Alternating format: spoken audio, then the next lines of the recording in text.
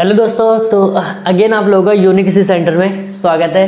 तो जैसा कि आप लोग अच्छी तरह से जानते हो कि जो हमने चैप्टर नंबर 5 को जो 11th इकोनॉमिक्स थे, इंडिया माइक्रो इकोनॉमिक्स, उसको हमने कंप्लीट कर लिए थे।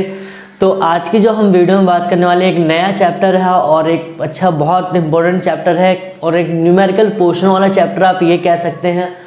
तो सबसे पहले हमें इसमें देखना, तो लेकिन आपको लोगों में बता रहा हूँ कि अगर आप में से ऐसा कोई स्टूडेंट है जो चैनल पे फर्स्ट टाइम हमारे विजिट कर रहा है, तो सबसे पहले क्या करिए, आप लोग चैनल को सब्सक्राइब कर लीजिए ताकि आपको जो लेटेस्ट वीडियो आपको फ़ोन पे सबसे पहले मिले, और आप वीडियो को लाइक भी कर दीजिए।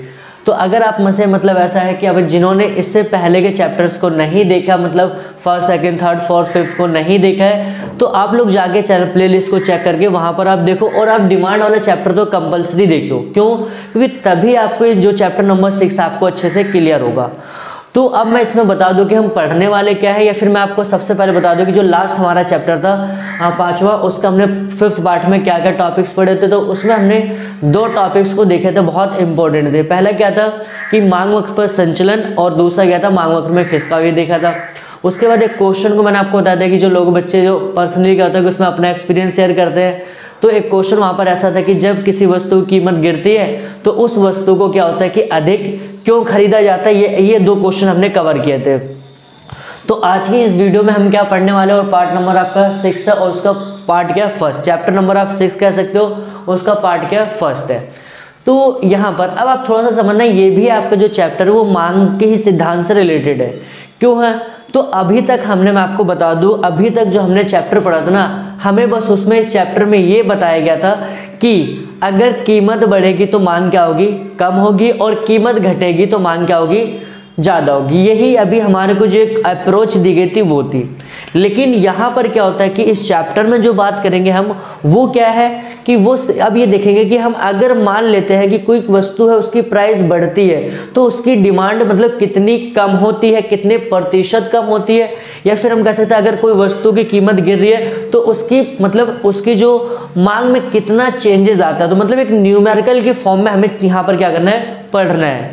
तो हम चैप्टर के नाम से शुरुआत करेंगे। पहला क्या कह रहा है आपका, मांग की लोच। तो आप लोगों के दिमाग में सबसे पहले डाउट्स आएंगे कि सर आप लोच वर्ड का मतलब बताइए क्या होता है। तो बिल्कुल मैं बताऊंगा, आप लोग बस वीडियो को पूरा देखिए शुरू से लेकर लास्ट तक। तो सबसे पहले देखिए लोच का मतलब क्या होता है। देखो, लॉस का सिंपल सा मतलब कहता है चेंजेस। क्या कह सकते हो, परिवर्तन कह सकते हो। क्या कह सकते हो, परिवर्तन। अब सिंपल ये बात है, आपने पूरा हमने एक लॉ पढ़ के, लॉ ऑफ डिमांड हमने पढ़ा है कि अगर कीमत बढ़ेगी तो मांग क्या होगी, कम होगी, अगर कीमत घटेगी तो मांग क्या होगी, बढ़ेगी। ये टॉपिक तो हमने कवर देखा अच्छे से। तो अब वो हमें समझना कि जब कीमत की प्राइस में चेंज आ रहा है तो उसकी क्वांटिटी में कितना चेंज आएगा, मतलब उसकी कितना कम होगा, ज्यादा होगा, वो हमें पढ़ना है। और उस चेंज को ही क्या नाम दिया गया है, लोच। क्या नाम दिया गया उसका, मतलब लोच। किसकी, मांग की लोच, ऐसा कह सकते हो, या फिर मांग की कीमत लोच कह सकते हो। तो सबसे पहले हम इस चैप्टर के स्टार्टिंग जो करेंगे, हम क्या करेंगे, डेफिनेशन से करेंगे। और डेफिनेशन क्या है, मांग की कीमत लोच का मतलब क्या होता है, आपसे पूछा जाता है मांग की कीमत लोच से आप क्या समझते हैं। तो डेफिनेशन यहाँ पर क्या कह रही है कि वस्तु की कीमत में परिवर्तन से, सिंपल बात है, वस्तु की कीमत में परिवर्तन से वस्तु की मांग पर पड़ने वाले प्रभाव को मांग की कीमत लोच कहते हैं। बिल्कुल इजी डेफिनेशन, आप उसको बस नोट डाउन कर लो, या फिर आप लोग लास्ट में क्या करिए, स्क्रीनशॉट लीजिए। तो सिंपल कह रहे हैं कि वस्तु की कीमत, अब अगर वस्तु की प्राइस चेंज होगी तो उसकी क्या होगी, मांग में क्या चेंज आएगा, ये क्या कहलाएगा, जो चेंज आएगा उसी को हम कहेंगे मांग की कीमत लोच। अब होता है कि कभी कभी होता है कि एग्जाम के ऊपर हमारे पास प्रेशर होता है, बहुत सारे सब्जेक्ट्स पढ़ने होते हैं, तो वहां पर क्या होता है कि हम डेफिनेशंस को भूल जाते हैं। तो इसीलिए क्या करना है कि हमें सिर्फ एक डेफिनेशन का मोहताज नहीं होना है, हमारे पास मल्टीपल डेफिनेशंस होनी चाहिए। तो आप लोगों की सुटेबिलिटी के लिए मैंने क्या कर दिया, एक और डेफिनेशन इसकी बताइए क्या है, वस्तु की कीमत में प्रतिशत परिवर्तन। क्या है, वस्तु की कीमत में प्रतिशत परिवर्तन और वस्तु की मात्रा में प्रतिशत परिवर्तन। 2 चीज रखना कि कीमत में प्रतिशत परिवर्तन और मात्रा में प्रतिशत परिवर्तन के अनुपात को मांग की लोच कहते हैं। मतलब जो रेशियो होगा ना, किसका चेंज इन, आप कह सकते हो परसेंटेज में किसका चेंज इन प्राइस और चेंज इन क्वांटिटी, तो उनका क्या कहलाएगा, जो रेशियो होगा ना, मतलब जो उनका रेशियो आएगा, ठीक है, उस रेशियो को ही हम क्या करेंगे, वो आपका मांग की लोच। और जस्ट मैंने एक सिंपल सा फॉर्मूला यहाँ पर बता दिया आपको, क्या मांग की लोच निकालने का फॉर्मूला क्या होता है, मांग में प्रतिशत परिवर्तन जो मैंने आपको बताया था, मात्रा में प्रतिशत परिवर्तन, दूसरा क्या है कीमत में प्रतिशत, दोनों का जो रेशियो कहलाएगा ना वो क्या कहलाएगा मांग की लोच। इससे हम एक कैलकुलेट कर सकेंगे, एक मेजर कर सकेंगे कि इकोनॉमी के अंदर कि अगर किसी प्राइस मतलब किसी भी कोई भी प्रोडक्ट है अगर उसकी प्राइस बढ़ रही है तो उसकी डिमांड में कितना चेंजेस आ रहे हैं। अब अगला जो क्वेश्चन होगा आप लोगों के दिमाग में कि सर हम इस चीज़ को कैसे कैलकुलेट कर सकते हैं, क्या कोई इसके लिए फॉर्मूला वगैरह है? जी बिल्कुल, आपके लिए भी फॉर्मूला है और हम इस पर न्यूमेरिकल भी करेंगे। तो डायरेक्ट हम न्यूमेरिकल पोर्शन पे ना जाकर आज क्या करेंगे, इसी वीडियो में आज फॉर्मूलेज को ही समझेंगे हम कि फॉर्मूला कैसे है, उसको कैसे यूज़ करना है हमें। और अगर आप इसको जाके ज़्यादा से ज़्यादा शेयर करें ताकि बाकी दोस्तों को भी आपको पता चले। तो अब यहाँ पर हम फॉर्मूले को मांग की लोच ज्ञात करने की विधि, बेसिकली हमें क्या करना है, यहाँ पर दो फॉर्मूला अप्लाइज करना, वो क्या है आपका, एक ये रहा और दूसरा ये रहा। फर्स्ट फॉर्मूला कह रहा है क्या है कि आपका ईडी, अब कहोगे सर ईडी का मतलब क्या होता है, तो सिंपल ही बात है, ईडी का मतलब क्या होता है, मतलब आपका इलास्टिसिटी ऑफ डिमांड, मतलब ई का मतलब क्या होगा इलास्टिसिटी, इलास्टिसिटी का मतलब क्या होता है आपकी लोच, और डी का मतलब होता है आपको मांग या डिमांड कह सकते हो। तो कह रहा है कि आपका परसेंटेज ऑफ आपका क्या होगा क्वांटिटी और परसेंटेज ऑफ आपका क्या होगा प्राइस में। तो अब यहाँ पर आपको समझना, जब आपका क्वेश्चन में क्या होता है कि ऐसा होता है कभी कभी क्वेश्चन में दोनों परसेंटेज दी होती है कि मान लीजिए कीमत जो है वो क्या होता है कि 5% बढ़ रही है, तो 5% कीमत बढ़ने से ठीक है क्वांटिटी में 20% क्या वृद्धि हुई, कीमत कितने प्रतिशत बढ़ी 5%। अगर हम बात करें जैसे कीमत कह रहे हैं कि 5% बढ़ रही है और उससे क्या हुआ कि जो मतलब मात्रा थी उसकी क्या होगी 20% मांग क्या होगी, कीमत बढ़ेगी तो मांग क्या होगी ऑब्वियस सी बात है कम होगी, कितनी 20%। ठीक है, तो अगर हम 20 अगर यहाँ पर हम निकाले तो कितना आएगा 4, मतलब कि उसकी लोच मतलब कितना 4% का क्या है चेंज आया, कितना आया था उसकी क्वांटिटी कीमत 5% कीमत बढ़ी तो उससे क्या 20% कमी, तो हमें देखना उसकी लोच कितनी है, उसमें कितना है उसमें चेंज आया, तो चेंज कितना है 4, ये होगा। अब यहाँ पर देखो क्वेश्चन में क्या होता है कभी कभी आपको दोनों परसेंटेज दे दो तब तो आपको इजी है कि डाटा फॉर्मूले पुट करो और आप वैल्यू कैलकुलेट कर लो, लेकिन कभी कभी थोड़ा सा ये होता है कि आपको एक मतलब उसमें से क्या होता है कि 3 चीज़ों में से 2 चीज़ देगा, एक चीज़ नहीं देगा। तो जैसे कि आपका 1% यहाँ से कोई सा भी दे सकता है और एक है तो कैसे, तो जिसका आपका परसेंटेज दिया ना और जिसका नहीं दिया तो सबसे पहले उसका परसेंटेज निकालो। मान लेते हैं आपका प्राइस का दे रखा और आपके पास ये, लेकिन आपको क्यू परसेंटेज चाहिए, तो क्यू परसेंटेज कैसे निकालते हैं, तो क्यू परसेंटेज जो निकालने का फॉर्मूला क्या होता है डेल्टा क्यू। डेल्टा का मतलब क्या होता है आपका चेंज, कि क्यू की प्राइस में कितना, क्यू की क्वांटिटी में कितना चेंज हुआ और जो आपका क्यू उसका इनटू में 100, इसका जो आप सॉल्व कर दोगे तो आपका क्या निकल जाएगा Q percentage. Same as it is अगर आपको पी परसेंटेज कैलकुलेट करना है तो क्या होगा डेल्टा पी और आपका पी इनटू में आपका 100, ये आपका निकालोगे तो डाटा फिर पी परसेंटेज और क्यू परसेंटेज आएगा, तो आप लोग वैल्यू इस पे पुट कर दो आपका आंसर आ जाएगा। जो हमें दूसरा फॉर्मूला यूज करना है वो क्या है, वो हमारा क्या है कि डेल्टा मतलब E D is equal to minus आपका delta Q and delta P into में पी इंटू क्यू, ये आपका फॉर्मूला है। अब यहाँ पर कहोगे ये माइनस का साइन क्यों है, ये देखो बहुत सारी बुकों में इस चीज़ को लेकर एक्सप्लेन किया, क्योंकि जो डिमांड होता है ना उसका प्राइस के साथ क्या होता है नेगेटिव मतलब अपोजिट रिलेशन होता है। अगर प्राइस बढ़ेगी तो क्वांटिटी कम होगी, अगर क्वांटिटी मतलब प्राइस कम होगी क्वांटिटी बढ़ेगी, तो आप इसका कह सकते हो अपोजिट रिलेशन होता है इस वजह से। अब यहाँ पर होता है कि डेल्टा को हम कैसे कैलकुलेट करते हैं, तो डेल्टा को कैलकुलेट करने का जो सबसे ईजी वे होता है क्या है वो आपका कि अगर आपका डेल्टा क्यू निकालना हो तो कैसे Q1 माइनस में आपका Q और आपका P माइनस में आपका क्या होगा डेल्टा P अपॉन में आपका इक्वल टू क्या होगा P1 माइनस में। आपको इसको करेंगे कैसे, तो आप लोग बिल्कुल इस चीज़ की फिक्र मत करिए कि जो हमारा नेक्स्ट पार्ट होगा मतलब पार्ट सेकंड, उसमें हम क्या करेंगे पूरे के पूरे मतलब 4 से 5 क्वेश्चन को न्यूमेरिकल पे सॉल्व करेंगे और देखेंगे कि आंसर को कैसे, और दोनों मेथड पे ही करवाऊंगा मैं, आपको एक भी नहीं छोड़ूंगा, दोनों जैसे जैसे जितने टफ क्वेश्चन होंगे वो सारे के सारे मैं आप लोगों को करवाऊंगा। तो आप लोग क्या करिए चैनल को वीडियो को ज़्यादा से ज़्यादा लाइक करिए, शेयर करिए और चैनल को सब्सक्राइब करिए। यहाँ पर मैंने सारे के सारे क्वेश्चंस को नहीं लिखा है, तो क्वेश्चंस को ना लिखने का रीज़न क्या है कि वीडियो लेंथी हो जाती है, इसलिए मैंने डायरेक्ट जो क्वेश्चन की बात कर रहे हैं वो मैंने यहाँ पर बता दिया है। तो आप लोग इस चीज़ को क्वेश्चन को मैं रिपीट करूँगा, आप लोग ध्यान से सुनो क्वेश्चन क्या करें, या फिर आप साथ में जब मैं बोलूँगा तो आप लोग उसको लिख भी सकते हो। तो हम यहाँ पर आज सॉल्व करते हैं। तो पहला क्वेश्चन क्या कह रहा है, आप लोग इसको क्वेश्चन को लिख भी सकते हो, मैंने नहीं लिखा रीज़न क्या यही नहीं तो वीडियो बहुत लेंथी हो जाती है। तो फर्स्ट क्वेश्चन क्या कह रहा है कि जब वस्तु की कीमत, समझ आंसर कि जब वस्तु की कीमत में 5% की वृद्धि होती है तो वस्तु की जो मांग है, वस्तु की जो मात्रा है, वस्तु की मात्रा में 20% की कमी होती है। और आप क्या करना है, आपको मांग की लोच ज्ञात करना है। तो कह रहा है कि जब वस्तु की कीमत में 5% वृद्धि होती है और वस्तु की मात्रा में 20% की कमी होती है तो वस्तु की मांग की लोच ज्ञात कीजिए। ये आपसे क्वेश्चन कह रहा है। तो सबसे पहले यहाँ पर क्या करेंगे, हम देखेंगे जो जो क्वेश्चन हमें दे रखा है वो लिख लेंगे। तो सिंपल ये बात है, क्वेश्चन में यहाँ पर क्या दे रखा है, आपका P% दे रखा है। P% कितना है आपका 5, और यहाँ पर आपका क्या Q% दे रखा है कितना आपका 20। आपसे कह रहा है कि मांग की लोच याद करना है। तो मैंने आप लोगों को फॉर्मूले सारे एक्सप्लेन कर दिए। तो फॉर्मूले बस क्या होता है आपका ED इक्वल टू क्या होता है डेल्टा Q अपॉन में डेल्टा P, ये था। अब डेल्टा Q कितना दे रखा आपका 20% और आपका P कितना दे रखा आपका 5, तो आपका 5 4 जा आपका 20। तो आपका ED की वैल्यू कितनी आ गई यहाँ पर 4। ये क्या कहलाएगी आपकी मांग की लोच, क्या कहलाएगी आपकी मांग की लोच। इसका मतलब क्या हुआ, मतलब ये हुआ कि अगर 5% कीमत बढ़ रही है तो उसमें जो 20% की कमी है ना, तो उसमें चेंजेस कितना आया, तो कितना गुना चेंज आया, तो आप कह सकते हो वहां पर कितना 4 गुना वहां पर कीमत क्या हो गई आपकी डाउन हो गई। कितने हो गई वहां पर 4 गुना, मतलब 4 गुना कह सकते हो जो हमारी मांग थी क्या गई कम हो गए। तो ये हमारा फर्स्ट क्वेश्चन था। इसके बाद जो हमारा सेकंड क्वेश्चन हो क्या करे कि जब वस्तु की कीमत, समझ से क्वेश्चन को, कि जब वस्तु की कीमत 2% गिरती है, जब वस्तु की कीमत 2% गिरती है तो वस्तु की कितनी प्रतिशत मांग बढ़ेगी। ठीक है, ये आपको ज्ञात करना। और यहाँ पर आपका वस्तु की मांग की लोच आपको दे रखा है। वस्तु की मांग की लोच कितनी आपकी 10। अब कहोगे यहाँ पर तो आपका Q% दिया नहीं है, कोई दिक्कत नहीं, हम उसको सॉल्व करेंगे। मैंने आपको क्या बता रखा है आप देखिए यहाँ पर।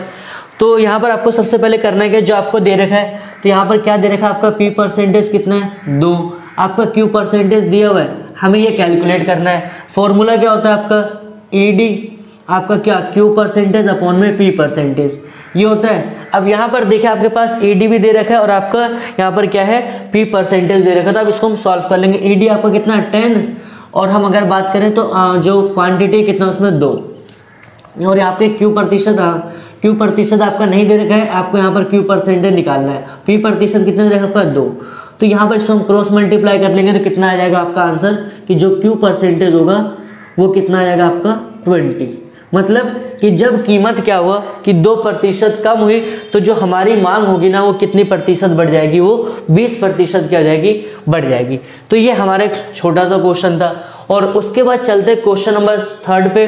क्वेश्चन नंबर 3 भी क्या कह रहा है, कह रहा है कि जब वस्तु की कीमत में 10% की कमी होती है, क्वेश्चन कह रहा है कि जब वस्तु की कीमत में 10% की कमी होती है तो वस्तु की मांग 100 इकाई से बढ़कर 120 इकाई हो जाती है और आपको मांग की लोच ज्ञात करना है। यहाँ पर क्वेश्चन कह रहा है कि 10% की कीमत घटी। अब देखो कीमत घटेगी मांग बढ़ेगी, तो और मांग बढ़ भी रही है। आपसे कह रहा है कि जब वस्तु की कीमत 10% गिरती है तो वस्तु की जो मांग थी 100 इकाई से बढ़कर 120 इकाई हो जाती है। आपको मांग की लोच निकालना है। तो यहाँ पर अब देखो सिंपल सी बात है, एक चीज याद रखना कि यहाँ पर आपको एक नोटिस करना है कि एक परसेंटेज का दे रखा है, दूसरा नहीं दे रखा है, हमें अप्लाई वही करना है। तो हम क्यों ना इसका परसेंटेज निकाल लो, फॉर्मूले पे पुट कर दें। तो सबसे पहले यहाँ पर क्या करेंगे, हमारे को जो दे रखा है उसको लिख लेंगे। हमारा P% कितना दे रखा है 10। Q% हमारा क्या हुआ नहीं दे रखा है। अब Q% निकालने का, Q% नहीं दे रखा, Q% निकालने का फॉर्मूला क्या होता है हमारे पास, Q% निकालने क्या होगा डेल्टा आपका डेल्टा Q अपॉन में डेल्टा इंटू आपका 100। अब यहाँ पर डेल्टा का मतलब कहता है चेंजेस। यहाँ पर देखो मतलब आपका चेंजेस कैसे निकालते हैं, आपका क्या होगा Q1 और माइनस में आपका Q1 और माइनस आपका क्या होता है Q। तो यहाँ पर कितना आएगा 120 में से आपका 100 जाएगा, कितना हो जाएगा आपका 20। और यहाँ पर डेल्टा पहले आपका कितना था Q कितना रहेगा 100, ये हो जाएगा और इंटू में आपका 100। तो ये 100 से 100 आपका कट गया तो कितना आ गया आपका सिर्फ यहाँ पर 20%। अब आपका देखो 20% आ गया। तो अब देखो P% आ गया। अब आप डायरेक्ट क्या करो फॉर्मूले पे पुट कर दो, डायरेक्ट आप फॉर्मूले पे कर दो क्या आपका फॉर्मूला Q% अपॉन में आपका P%। Q% कितना दे रहा है आपका 20 दे रखा है, ये निकाला हमने, और आपका P% कितना आपका 10। तो यहाँ पर कितना हो गया आपका आंसर आएगा 10 दूनी आपका 20। तो ये हो जाएगा आपका। और ED की वैल्यू क्या आ गया आपके यहाँ पर 2। मतलब यहाँ पर कह रहा है कि अगर कीमत क्या हो रही 10% अगर मतलब घटेगी तो जो मांग होगी क्या 20% क्या हो जाएगी बढ़ जाएगी। तो ये हमारा एक सिंपल सा क्वेश्चन था। अब एक और लास्ट जो सबसे इंपॉर्टेंट, आप लोग इसको स्क्रीनशॉट भी ले सकते हो, सबसे लास्ट क्वेश्चन को हम बात करेंगे जो बहुत इंपॉर्टेंट है, उसको देखते हैं। तो लास्ट क्वेश्चन क्या कह रहा है हमारा कि अब कह रहा है कि जब वस्तु की कीमत 4 रुपए थी, वस्तु कीमत 4 रुपए थी तो 1 इकाई की मांग की जाती थी। जब वस्तु की कीमत गिरकर 2 हो गई तो इकाइयों की संख्या कितनी हो गई? 4। आपसे कह रहा है कि मांग की लोच ज्ञात कीजिए। तो सबसे पहले अब यहाँ पर हमें क्या करना है, दूसरा वाला फॉर्मूला यूज करना है, परसेंटेज में नहीं करना, हमें मांग की लोच निकालना है।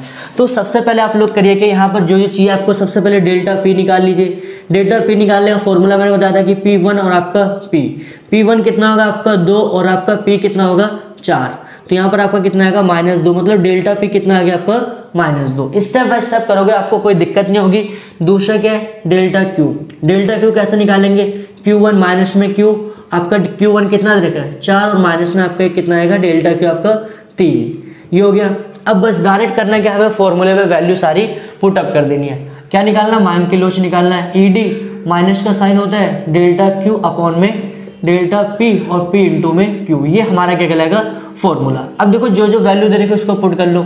माइनस डेल्टा Q कितना देखा है, डेल्टा Q हमने कितना निकाला यहाँ पर 3, और डेल्टा P कितना निकाला हमने -2 हो गया। और P कितना देखा आपका? P स्टार्टिंग का देखो कितना 4 है, और आपका Q कितना देखा आपका स्टार्टिंग का 1। ये हो गया।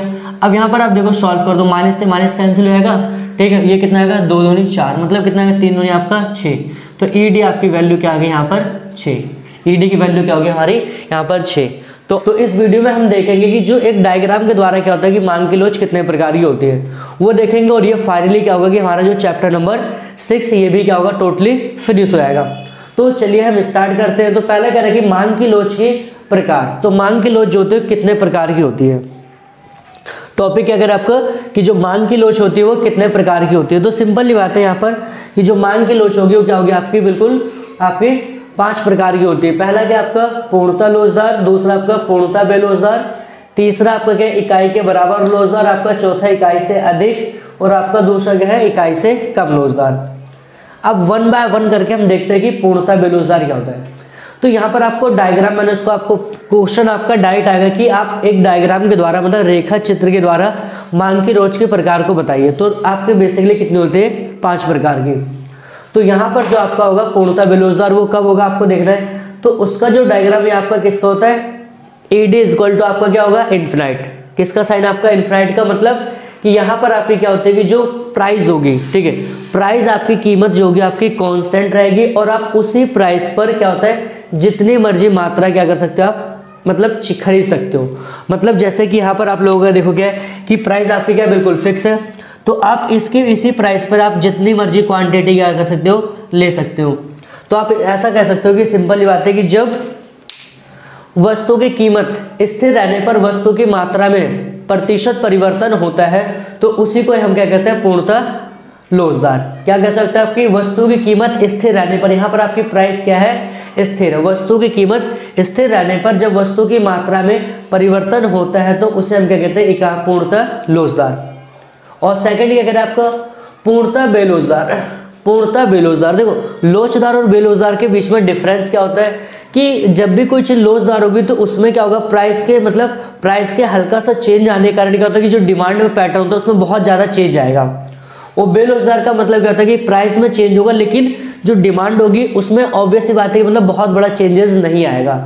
अब जस्ट एग्जांपल अगर हम कोई समझें तो जैसे कि अगर मैं आप लोगों से कहूँ कि मान लेते हैं कि नमक की जो प्राइस है वो क्या हो रही है डाउन हो रही है, नमक की प्राइस क्या हो रही है डाउन हो रही है, तो क्या लोग ज़्यादा से ज़्यादा नमक डिमांड करेंगे? नहीं करेंगे। क्यों? क्योंकि उसकी प्राइस गिरने से उसके डिमांड में बहुत बड़ा चेंज नहीं आएगा। अब इसके कंपैरिजन में तो उसे हम कहेंगे बेलोचदार। अब अगर हम इसके कंपैरिजन में बात करें, मान लेते हैं जैसे कि अनाज वगैरह है और वहाँ पर क्या हो रहा है कि जो अनाज की जो प्राइस हो रही है वो गिर जा रही है, तो सिंपल ही बात है लोग वहाँ पर क्या ज़्यादा से ज़्यादा चीज़ों को खरीदना चाहेंगे, वो स्टोर कर लेंगे उस चीज़ का, तो वो क्या कहलाएगा आपका लोचदार। अब कह रहे हैं कि पूर्णतः बेलोचदार क्या होती है, तो पूर्णतः बेलोचदार जस्ट उसका अपोजिट कर दीजिए आप। तो यहाँ पर क्या होगा कि जैसे कि मान लेते हैं यहाँ पर आपका क्या है कि यहाँ पर प्राइस आपकी क्या होगी आपकी चेंज होगी लेकिन यहाँ पर क्वांटिटी क्या होगी आपकी कांस्टेंट रहेगी। मतलब यहाँ पर आप देखिए कि आपकी प्राइस आपकी लगातार प्राइस आपकी कुछ भी हो सकती है, प्राइस क्या कुछ हो सकता है, लेकिन आपकी क्वांटिटी जो रहेगी, क्वांटिटी यहाँ पर सिर्फ आपकी क्या रहेगी, वो फिक्स रहेगी।